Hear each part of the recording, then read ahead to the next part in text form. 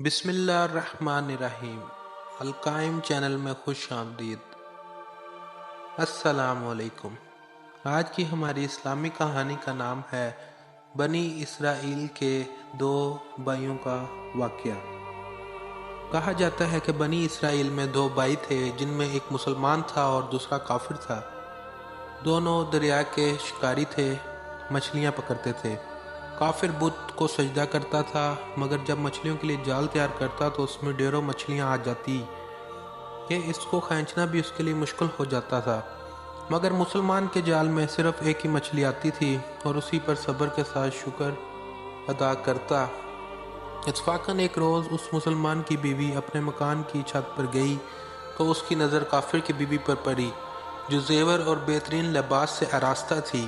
یہ دیکھ کر اس مسلمان کی بیوی کے دل میں وسوسہ پیدا ہوا کہ کاش میں بھی ایسی ہی ہوتی۔ تو کافر کی بیوی بولی، تو اپنے شوہر کو اس پر آمادہ کر لے، وہ بھی میرے شوہر کے معبود یعنی بت کی عبادت کیا کرے، توبہ استغفر اللہ، تاکہ تو بھی میری طرح مالدار ہو جائے۔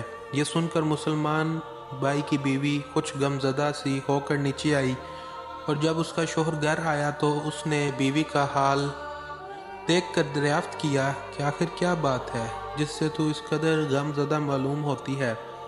وہ کہنے لگی، بس میاں، یا تو مجھے طلاق دے دو یا اپنے بھائی کے معبود کی عبادت شروع کر دو۔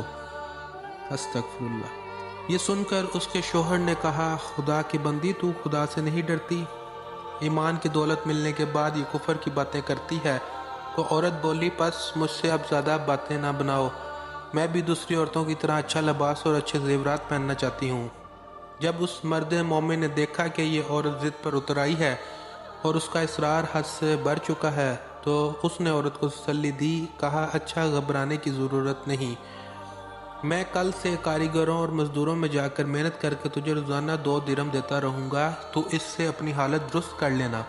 یہ سن کر عورت کو کچھ تسلی ہوئی اور سویرے ہی وہ مومن مرد مزدوری کی تلاش میں نکلا، لیکن کسی نے اس سے حال تک نہ پوچھا۔ یہ دیکھ کر وہ دریا کے کنارے پہنچا اور شام کو اللہ کی عبادت میں مصروف رہ کر رات کو جب گھر آیا تو بیوی نے دریافت کیا، آج تم کہاں تھے؟ وہ کہنے لگا، میں بادشاہ کی خدمت میں مصروف تھا، اس نے مجھ سے 30 دن کام کرنے کی شرط کی ہے۔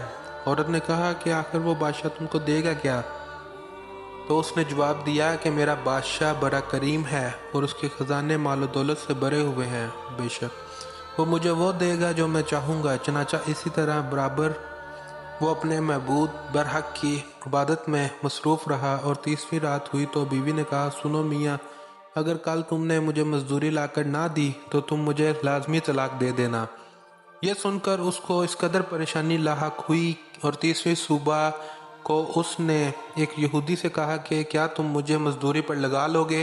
یہ سن کر یہودی کہنے لگا، ہاں، تم کو مزدوری تو مل جائے گی، لیکن شرط یہ ہے کہ میرے پاس تمہارے کھانے پینے کا کوئی انتظام نہ ہوگا۔ چنانچہ وہ مرد مومن روزے کی نیت کر کے یہودی کے ساتھ ہو گیا اور سارا دن کام کرتا رہا۔ اللہ تعالیٰ کے حکم سے ایک فرشتہ 29 اشرفیاں ایک نورانی طباق میں لے کر اس کی بیوی کے پاس پہنچا اور کہنے لگا، میں بادشاہ کا قاصد ہوں، اس نے یہ اشرفیاں لے کر مجھ کو تیرے پاس بھیجا ہے اور فرمایا ہے کہ تیرا شوہر ہمارے پاس کام میں تھا، ہم نے اس کو نہ چھوڑا یہاں تک کہ اسی نے ہم کو چھوڑ دیا اور یہودی کے پاس چلا گیا۔ اگر وہ ہمارا کام کرتا تو ہم اس کو اور زیادہ اجرت دیتے، بس یہ ایک اشرفی کی کمی اسی وجہ سے ہے۔